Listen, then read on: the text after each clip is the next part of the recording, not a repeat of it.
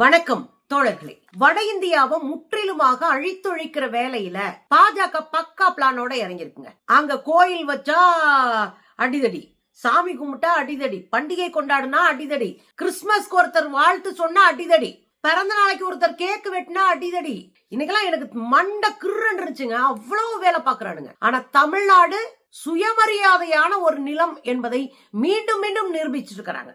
மதுரையில பக்காவா இறங்கி அடிச்சு பெண்கள் ஆடி இருக்கிறாங்க. வேற லெவல் சம்பவம் பண்ணி இருக்கிறாங்க. வட இந்தியா கதறிட்டு இருக்கும் போது தமிழ்நாடு கூலா இருக்கிறதுக்கு காரணம் என்ன பார்க்கலாம் தோழர்களே.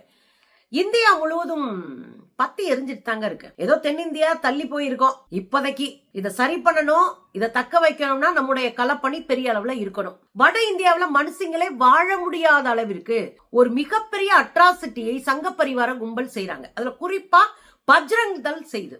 இந்த பஜ்ரங் தளோடைய வேலை என்ன தெரியுங்களா? அடிதடிதான் அவன் வேலை. ஒவ்வொரு மாநிலத்திலும் பார்ப்பனர்கள் பார்ப்பனர் அல்லாத சமூகத்தை எல்லாம் அடியாளா பயன்படுத்துற மாதிரி RSS பஜ்ரங் தல்லை அடியாளா பயன்படுத்தும்.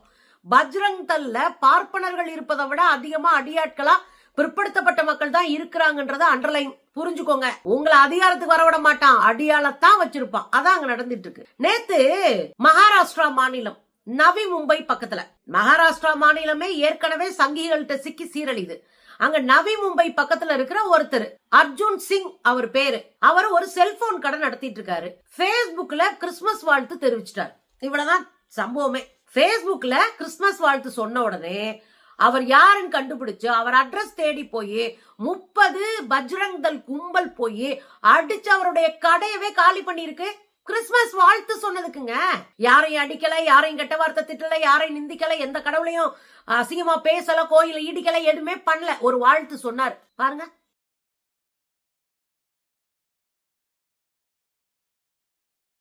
என்னங்க கேடு கட்டத்தனமா இல்ல பாருங்க. எப்படி அந்த கஷ்டப்பட்டு ஒரு கடை வச்சிருப்பான்.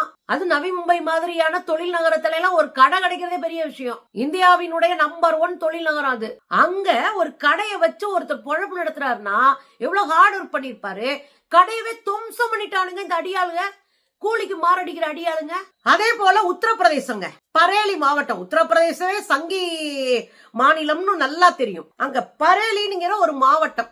அந்த மாவட்டத்துல ஒரு இஸ்லாமிய மாணவர் தங்கள் வகுப்பு தோழர்களோடு பெண்கள் ஆண்கள் எல்லாரும் போய் ஒரு ஹோட்டல்ல கேக் வெட்டி இருக்கிறாங்க. ஒரு சின்ன மினி ஹால் இருக்கு இல்லையா, அதுல கேக் வெட்டி இருக்கிறாங்க.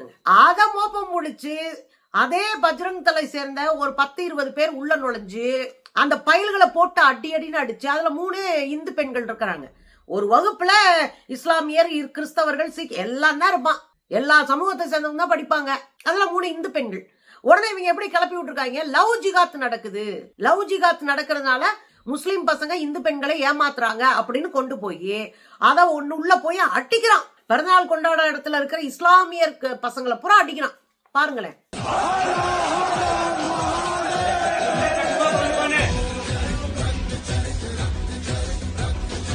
பாத்தீங்களா? எந்த சம்மதம் இல்லைங்க. அவன் பிறந்தநாள அவன் கொண்டாடுறான், இவனுங்களுக்கு என்னன்னு தெரியல. ஆனா பாருங்க, உள்ள போய் 20 பேர் சேர்ந்து அடிச்சு துவம்சம் பண்ணி அந்த இடத்த காலி பண்ணிட்டு கம்ப்ளைண்ட் கொடுக்கறான், லவ் ஜிகாத்னு. உடனே வந்த போலீஸ் அதை விசாரிக்கணும். எந்த விசாரணையும் இல்ல. டக்குன்னு அங்க இருக்கிற இஸ்லாமிய பசங்களாம் பார்த்து அந்த பசங்களை தூக்கிட்டு போய் ஜெயில போட்டாச்சு. அத்தனைக்கும் ஸ்டூடெண்ட்ஸ் அவங்க எல்லாரும். இது நாடா இல்ல சுடுகாடாங்க? மோடி ஆட்சியில சுடுகாடாத்தான் மாறிட்டு இருக்கு நாடு. இது திட்டமிட்ட ஒரு அஜெண்டாவை தாங்க எனக்கு தோணுது. ஏன்னா நீங்க கிறிஸ்துமஸ் ஆரம்பிக்கிறதுக்கு 2 நாளைக்கு முன்னாடி இது ஆரம்பிச்சிட்டானுங்க. ஆரம்பிச்சு தெரு தெருவா சர்ச்சுங்க, குட்டி குட்டி சேப்பல்ஸ், குட்டி குட்டி மசூதி எல்லா இடத்துலயும் அடிக்கிறான். இந்த 2 நாளா இஸ்லாமிய கிறிஸ்தவர்கள் மேல நடந்த தாக்குதல் இருக்குல்ல, ஒரு 4-5 நாளா மிகப்பெரிய அளவுக்கு பாக்குறேன். இது அத்தனையும் செஞ்சது பஜ்ரங் தளா இருக்கு. அப்ப பஜ்ரங் தளோடைய வேலையாக இது ஒதுக்கப்பட்டு இருக்கிறது. புரிஞ்சுக்கோங்க. ஒரு 10 பேரு தன்னெழுச்சியா எனக்கு இஸ்லாமியர்களை பிடிக்காது, எனக்கு இந்து நாடு வேணும் அப்படின்லாம் போகல. மேல உட்கார்ந்துட்டு இருக்கிற RSS பார்ப்பன கும்பல் இவர்களை தூண்டி விட்டு அடியாட்களாக்கி அனுப்பி வச்சிருக்கு. அத புரிஞ்சுக்கணும் நம்ம. பஜ்ரங் தள் தான் ஒரு கிறிஸ்தவ சாமியாரவே வேனுக்குள்ள குடும்பத்தோட எரிச்சு கொண்ட ஒரு கொலகார கும்பல். அது அவன் தான் குஜராத்லயும் 3000 இஸ்லாமியர்களை கொன்று குவித்தது. அவன் தான். அதே பஜ்ரங் தள் தான் பாலியல் வல்லுறவு செஞ்ச கும்பலும் இவன் தான் இன்னைக்கு இறங்கி இருக்கான் மீண்டும். அஜெண்டாவோட இறங்கியிருக்கான். எப்படி வேடிக்கை பார்ப்போம்? எல்லா ஊர்லயும் மனுஷங்க நல்லவங்க இருக்காங்க. இந்த சங்கி கும்பல் தாங்க எல்லாத்தையும் குழப்பி விடுது, எல்லாத்தையும் காலி பண்ணுது. ஒரு அம்மா வடநாட்டுல அவங்க ஒரு குட்டி பப்பி வாங்கி வளர்க்குறாங்க. அதுக்கு கிறிஸ்துமஸ் தாத்தா ட்ரெஸ்ஸ போட்டு அப்படி கட்டி பிடிச்சு கொஞ்சிறத பார்க்கும்போது அவ்வளவு நல்லா இருக்கு. இதெல்லாம் பார்க்கும்போது மனுஷங்க இருக்காங்கயா, ஏன்டா அந்த சங்கி பயிலுங்க இருக்காங்க, இவனுங்கெல்லாம் தொலைஞ்சு போக மாட்டாங்களா அப்படின்னு தோணுதுங்க. இதே பாத்தீங்கன்னா கோயம்புத்தூர்ல சங்கி பையன் ஒரு ஆளு, வா காவியா காக்கியான்னு பாப்பம்மா, காவிக்கா அதாவது போலீஸ்காரங்கெல்லாம் எங்களவே பிடிச்சு நோண்டுறீங்க, எங்கள்கிட்டே மல்லுக்கு வர்றீங்க, என்ன நினைச்சிட்டு இருக்கீங்க? நாங்கெல்லாம் ஆட்சிக்கு வந்தோம்னு வச்சுக்கோங்க அப்பா என்ன பண்ணுவீங்கன்னு ஊரறிஞ்ச உண்மை. நீங்க ஆட்சிக்கு வந்தா ஊரை கெடுப்பீங்க, ஆட்சிக்கு வந்தா கலவரம் செய்வீங்க, ஆட்சிக்கு வந்தா பொம்பளை பிள்ளைகளை படிக்க விட மாட்டீங்க, வேலைக்கு போக விட மாட்டீங்க, கைய பிடிச்சி இழுப்பீங்க. இது உலகத்துக்கே தெரிஞ்ச உண்மை. இதுக்கு எதுக்கு இவ்வளவு ஆர்ப்பாட்டம்? அப்புறம் அந்த சங்கி பேசி முடிச்சோடனே பொலேர்னு போலீஸ் வச்சு தூக்கிட்டு போய் ஜெயில போட்டிருக்காங்க. இந்த சங்கி தான் அந்த சங்கி. நம்ம பார்த்தால காக்கி மயிரா நீங்களா யூனிஃபார்ம் போட்டு தெரியுது, புரியுதா? அப்புறம் நீங்க காவி மாதிரி நீங்க பெரிய ஆளா, காக்கி மயிர் நீங்க பெரிய ஆளா, இல்ல காவி மயிர் நாங்க பெரிய ஆளான்னு சொல்லி காத்திடுவோமா? பாத்துக்கிடுவோமா? தமிழ்நாட்டுல மோதி பாத்துருவோமாடா? ஆனா பாருங்க, தமிழ்நாடு ஸ்பெஷல்ங்க. நான் ரொம்ப முறை நானும் என் மகனும் ஃபிடலும் உட்காந்து பேசும்போது தமிழ்நாடு ஸ்பெஷல் தான் அப்படின்னு சொல்லுவோம். நாங்க எப்பவுமே சொல்லுவோம் தமிழ்நாட்டுல பிறந்ததுக்காக நான் பெருமைப்பட்டிருக்கோம். ஏன் தெரியுங்களா? இங்க ஒரு மனுஷன் இன்னொரு மனுஷனை கொன்னு கழுத்து நிச்சு தின்ன மாட்டேன், அவன் ஜோலியை பார்த்துட்டு போவான். இங்க சாதி வரியை தூண்ட முடியும், ஆனா சங்கிகளுடைய அஜெண்டாவாக இருக்கிற மதவெறியை இங்க தூண்ட முடியாது. அதுதான் இங்க இருக்கிற அரசியலே. அதுல தெளிவா இருக்கிறோம். இன்னும் சாதி வரியை நீத்துட்டோன்னு வச்சுக்கோங்க, அடிச்சு காலி பண்ணிட்டோன்னு வச்சுக்கோங்க, மொத்த சங்கி பையலும் ஒத்தையும் கூட இங்க உள்ள வர முடியாது. அதான் நிலைமை. இப்போ திருப்பரங்குன்றத்தை வச்சு நான் பெருசா வந்து அடிச்சு மல்லு கட்டி இங்க முருகன் மலையை காப்பேன்னாங்களே, ஸ்கந்தன் மலையை காப்பேன் அப்படின்னானுங்கள. என்னென்ன நாடகம்!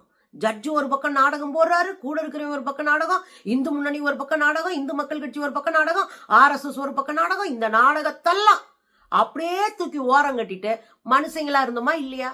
மொத்த பெண்களும் அங்க களை இறங்கி இருக்கிறாங்க.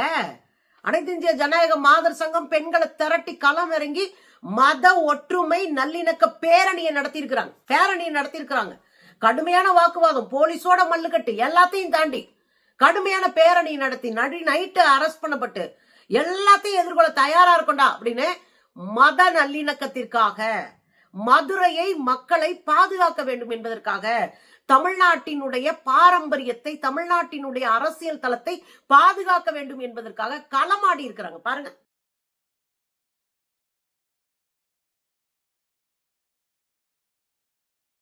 இவங்க அரசியலா களமாடுறாங்க. மதுரையை காப்பாத்தணும், மதுரை மக்களை காப்பாத்தணும், இங்க ஒரு மதக்கலவரம் வந்துடக்கூடாது. எச்சராஜா போன்றவர்கள் மீண்டும் மீண்டும் சொல்லுகிறார்கள், இது ஒரு அயோத்தியா மாத்த போறோம்னு.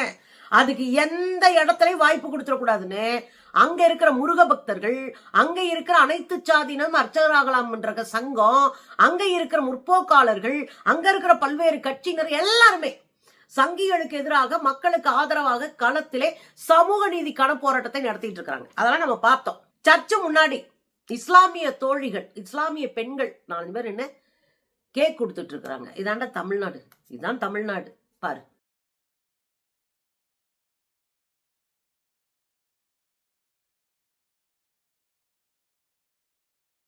இது ஒரு பக்கம்பாங்க.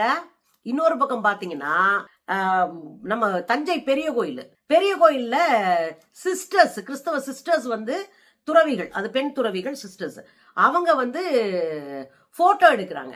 உடனே ஒருத்தர் போட்டோ எடுத்து கேட்கிறாங்க. அவர் எடுத்து கொடுக்குறவர் யாரு? சாமிக்கு மாலை போட்டிருக்கிற ஐயப்பன் சாமி. அது ஒரு பூநூல் போட்டிருக்க சாமி, அது செட்டியார் ஏதாவது இருப்பாங்க.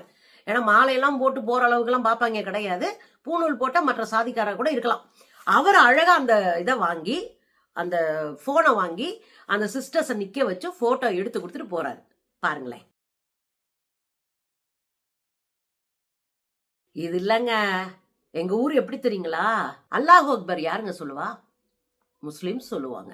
தாரே தக்பீர் அல்லாஹு அக்பர் யார் சொல்லுவா? முஸ்லிம்ஸ் சொல்லி கேட்டிருப்பீங்க. ஆனா பாருங்களேன்,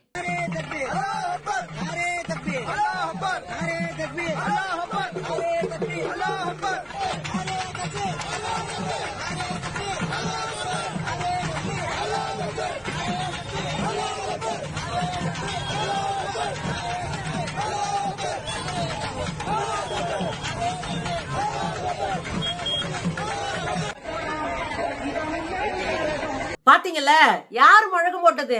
மதுரையில இருக்கிற சிக்கந்தர் சாவடியில இருக்கிற கோயிலுக்கு பந்தக்கால் நடுறதுக்கு மாமச்சனா முஸ்லிம்களும் இந்துக்களும் போறாங்க. இந்த முழக்கம் போட்டது யாரு? தாரே தக்பீர், அல்லாஹ் அக்பர் யார் போட்டா? இந்துக்கள் போட்டாங்க. அங்க ஓம் காளி ஜெய் காளியா இருந்தாலும் நாரே தக்பீர் இருந்தாலும் எல்லாரும் சேர்ந்து போடுவோம். மாமச்சனைங்க இன்னும் போடுவோயா அப்படின்னு வந்து செஞ்சிருக்கிறாங்க சங்கிகளை. சங்கிகள் இதைத்தான் புரிஞ்சுக்கவே முடியாம கதறிட்டு இருக்கிறாங்க. சங்கிகளுக்கு ஒரு காலத்திலயும் புரியாது. ஏன்னா மனுஷங்களுக்கு தான் இன்னொரு மனுஷனை புரிஞ்சுக்க முடியும். சங்கிகளுக்கு வாய்ப்பில்லை.